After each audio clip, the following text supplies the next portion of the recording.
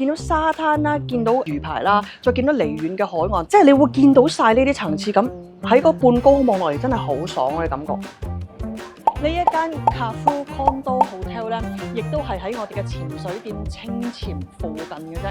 好多潛水客人真係住度，真係勁多。仲有人咧係喺我哋 YouTube channel 下邊話，佢淨係住呢間，其他佢都唔會再試住，係覺得因為 Kafue 好正喎。咁我哋咧就自己去親身試下，係咪真係好正先？哇！呢啲味好香。我哋咧正常操作係去咗間房影咗個 room tour，然之後咧先至慢慢玩。但係今日因為有啲 hiccup，所以咧冇辦法。呢度咧個泳池6點就閂，我哋要爭取時間玩咗個泳池俾大家睇先。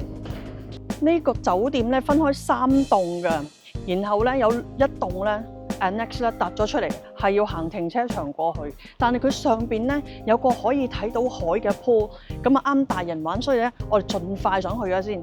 喺 hotel 嗰邊第一棟啦，即係佢有一個平地嘅 pool 啦，但係其實因為呢個係高咗上嚟，都係睇海嘅。咁嗰個咧應該都係啱細路仔多，咁我哋大人嚟噶嘛，我哋去 annex 呢個。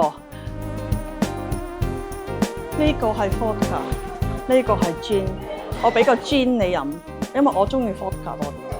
呢度有2個泳池㗎，呢一個咧就係位於新館 annex 嗰邊嘅頂樓。我哋揀頂樓而唔揀佢1樓嗰個泳池，係因為1樓嗰啲泳池咧，其實好多酒店都會有，咁我哋覺得唔使特登去試。嗱，點解我哋淨係可以揀一個？係因為我哋 check in 已經4點幾，咁而泳池2個泳池都係閂下晝6點，其實比較早嘅，所以咧你晏 check in 嘅話，只可以揀一個嚟玩嘅啫。咁我哋咧就揀咗呢一個，係因為呢一個係起到咁高嘅，咁我哋諗住話可以睇到恩納村個好靚嘅海嘅一個 infinity pool， 咁覺得好正，所以揀呢度啊。呢度確實係好正嘅。嗱，2個泳池咧嘅 poolside bar 而家都係免費飲嘢㗎，由你 check in 開始啦，到夜晚9點半。你都可以喺度攞嘢飲，咁所以咧，就算個 pool 佢話你淨係可以去到6點啦玩到，但係之後 sunset 日落咧，你可以一路飲住嘢，一路嘆住日落個太陽。嗱，佢咁啱今日個角度咧，其實係睇唔到 exactly 日落嗰個位嘅，不過你係 feel 到個日落嗰個陽光光線啦。好，歡迎光臨。嗱，唔好意思啊，今次個 hotel room tour 咧搞到咁夜，睇下黑晒，係因為咧呢度睇日落實在太正，所以而家先至開始。咁其實咧呢一間係一個 apartment 嚟嘅，Kafue咧有3棟，有一棟叫做 hotel， 我哋中間呢棟咧叫做 condo， 然後有一棟咧叫做新型。其實我估啊，佢呢度好似係唔同業主擁有唔同嘅房，然後呢度嘅管理公司咧就將啲房租出去，所以咧啲業主係可以每年可能有幾日咧喺度免費住嗰隻咁嘅形式嚟嘅。呢度嘅 apartment 其實都幾大，總之係一個好舒適嘅環境俾你喺度咧過幾日啦。首先咧睇下個浴室真係好大，哇！你睇下係 Jacuzzi 嘅 size， 好誇張啊！呢個超誇張呢個。係啊，媽媽，今晚我同你喺度演咗汽水。咩人唔喺度添？我超期待。普通廁所齊晒啲嘢 ，OK， 冇嘢好講。其實咧，呢個房我覺得咧床真係好大張，係2張 queen size 拍埋呢度咧，大把個人空間。係嫌有少少美中不足，我就覺得好奇怪，點解咧喺個主人房睇個電視咁細個？因為主人房嘅電視細啲啊嘛，不嬲都。以前我香港都係㗎，主人房嘅電視特別細㗎，係我哋個主人房電視特別大，你俾我 spoil 咗啫嘛嘛。Oh really？ 唔知點解廁所冇毛巾架嘅？其實佢呢個嘢咧係咪我哋俾你晾衫㗎？我懷疑咧，佢呢個 condo 係 expect 住客喺度住幾日嘅，所以咧真係當屋企咁樣，所以咧啲嘢係俾我屋企，但係其實衣架多幾個都 OK， 因為而家咧淨係得主人房裡面係有衣架嘅啫。咁然之後好舒適、好大嘅廳啦。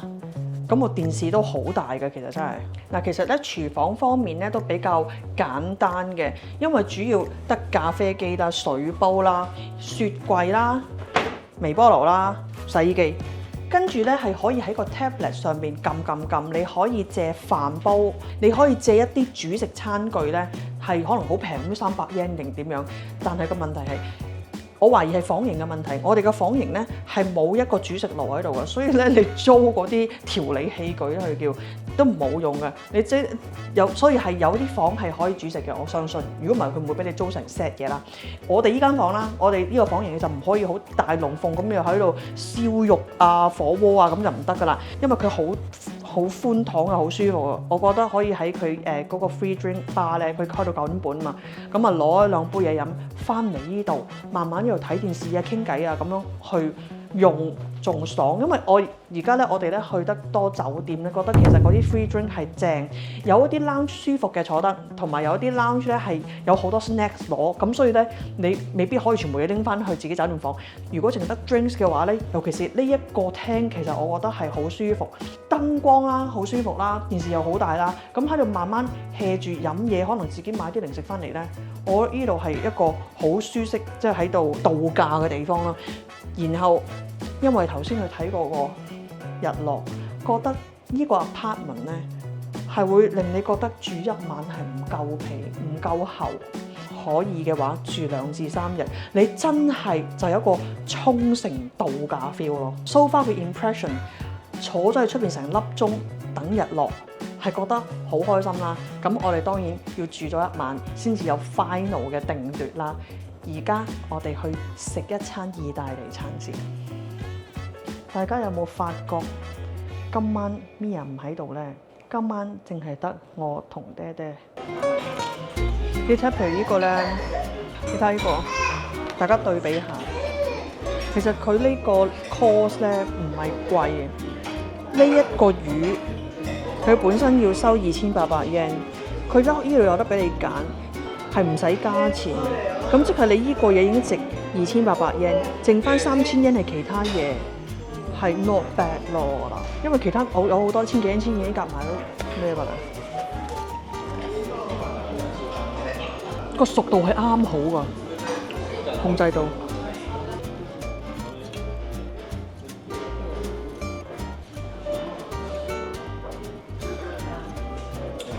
我想話真係好好食，你都唔食魚嘅？我食嘅，我食嘅。我想話真係好好食。師母魚人食堂，佢專係食沖繩新鮮魚嘅，但係佢基本上煮法我哋通常都係煎嗰隻啦，butter 煎嗰隻。佢嗰度咧成個餐咧，大概夜晚都要2400至2800 yen， 係有埋頭盤啦，有 dessert 嘅。呢個咧就淨係 on its own 咧2800 yen 加10% service charge， 即係大概3000幾啦。但係我覺得值，好好味。同埋呢個意大利餐廳啊嘛，所以佢啲做法唔係成個沖繩好多地方有得食咯，係真係好味，真係好味。其實恩納村咧出去揾食咧都幾困難嘅，我哋住過幾次恩納村嘅酒店咧，後尾 end up 都係喺酒店裏面食。而點解卡夫我哋一開始就決定喺酒店裏邊食咧？係因為我哋好耐之前咧食過卡夫嘅 lunch 啦，係個 quality。我哋知道個 food quality 係幾好嘅，所以咧係即係唔會驚呢度唔好食咯。好唔好食？我哋聽朝食完早餐再話俾大家聽。我頭先其實已經講咗好多條魚好食嘅。呢個食早餐嘅地方咧，其實就係我哋琴晚食意大利餐嘅呢個餐廳位置嚟㗎。我哋琴日嗰餐意大利餐真係超好味，超好味，超好味，所以咧爹爹就對個早餐咧好大期望嘅。我咧就唔係話有咩期望，因為我會知道夜晚嘅 head chef 同埋早餐嘅 head chef 係冇可能一樣嘅。OK， 我想話呢間餐廳其實咧真係好細，因為本身佢係一間意大利餐廳仔嚟嘅啫。但係咧佢咧就好似用盡晒佢好有限嘅位置，擺好多唔同款嘅食物出嚟俾大家食㗎。呢個早餐其實咧個 variety 係好多嘅，而且咧佢用咗好多沖繩嘅食材，同埋混雜咗一啲沖繩式嘅做法去做早餐俾大家睇。我頭先食嗰個咧，其實好得意㗎，係菇同埋木瓜炒嘅嘢，係沖繩咧係會用木瓜嚟做菜㗎。咁呢度會有食到少少好沖繩嗰個 fusion 咁樣嘅早餐咧。但係因為咧，其實個位置好細嘅問題咧，所以咧，如果人多嗰陣時咧，有可能你攞嘢嗰陣時係都幾逼，你行嚟行去嗰陣時咧，有可能覺得唔方便咧，但係冇 no big deal，因為當你坐低之後，我食呢個早餐，我望咗去個海景啊，都值回票價啦。我成日都會覺得咧，酒店餐廳如果可以坐高少少，喺半高空望落嚟個海啦，恩納個海啦，係會靚啲。你平面喺沙灘旁望咗去咧 flat 啲嘅，你高啲咧，你會見到係有層次感同埋有唔同顏色，所以咧其實咧我係中意坐高啲。咁呢一間酒店咧，佢本身喺個半山上面，所以佢已經一樓係高咗。另外喺新翼嗰度 Annex 嘅頂樓有和式嘅自助餐，嗰度個 feel 仲正。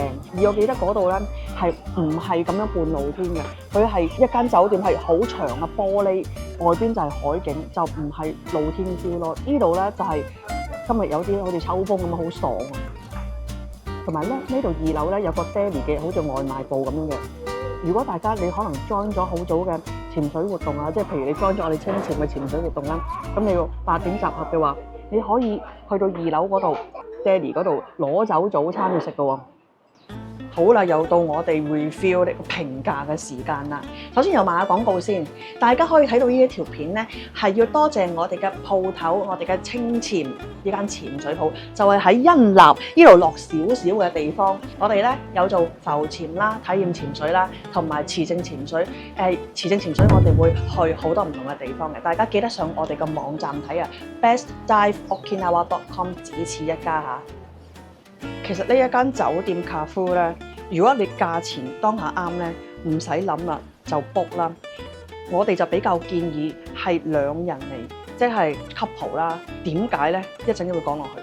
首先要講咧，呢2個泳池都好正嘅，2個泳池咧都可以半高空咁睇到海，尤其是新翼嗰邊，佢頂樓嗰個泳池真係好正咯，望落嚟成個 feel 話真係好似紅霸咗恩納村咁。雖然佢係離遠，但係總之係因為就係前面有少少屋，但係又唔係好多屋，嗰種層次感，見到沙灘啦，見到魚排啦，再見到離遠嘅海岸，大家見到嗰度有條邊係一個懸崖跌咗去，突然間咧好深水，即係你會見到晒呢啲層次感，喺個半高空望落嚟真係好爽嘅感覺。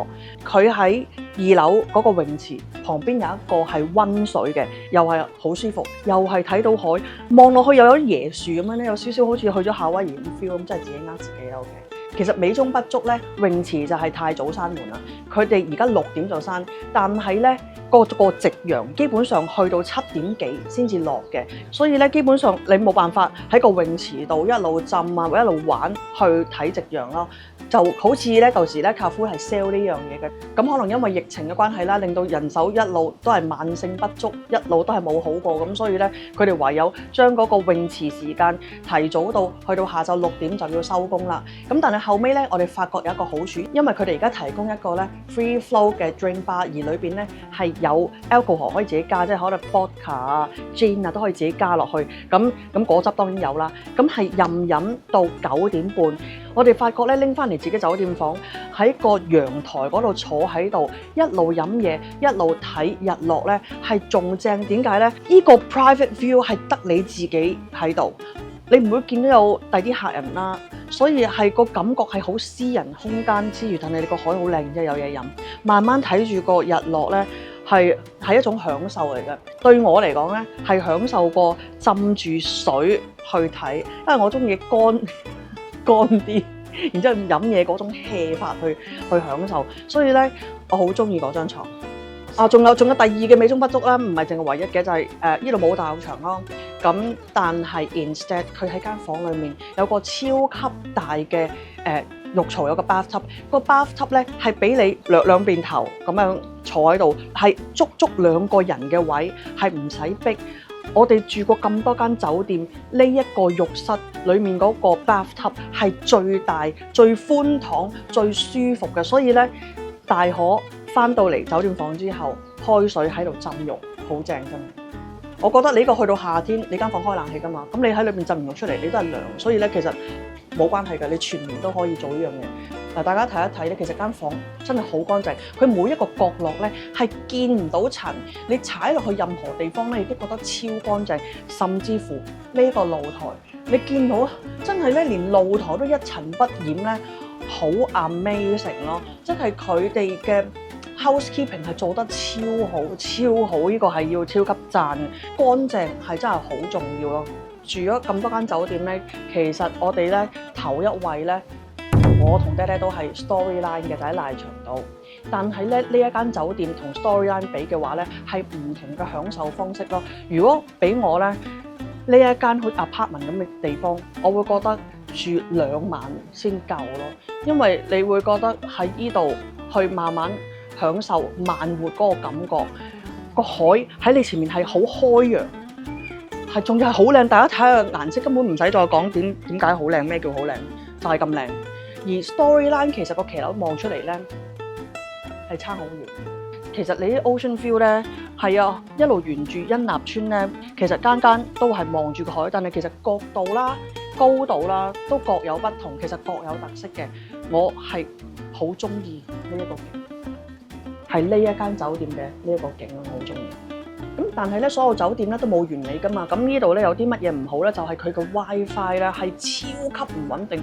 其他嗰啲酒店咧，爹爹同 Mia 成日都話斷線，我嗰陣都唔係好覺嘅。但係喺卡夫咧，佢 WiFi 係我用，我係成日都斷線。同埋呢一間酒店有少少感覺係真係唔夠人手啦。譬如我哋 front desk 嗰度啦，得一個人喺度 serve，我哋就企咗喺度等咗，我諗5至7分鐘先至輪到我哋嘅。而家已經係未去到旺季啦，之後旺季可能會多一個人手都好，因為其實佢得2個位俾你坐喺度去 check in 嘅。然後到我哋夜晚食意大利餐嗰陣時，其實個 head chef 我覺得真係做得好好，啲品質控制得好好啦，啲嘢係超級好食，然後價錢係唔貴。我哋超級推薦卡夫嘅 Italian， 真係好好食。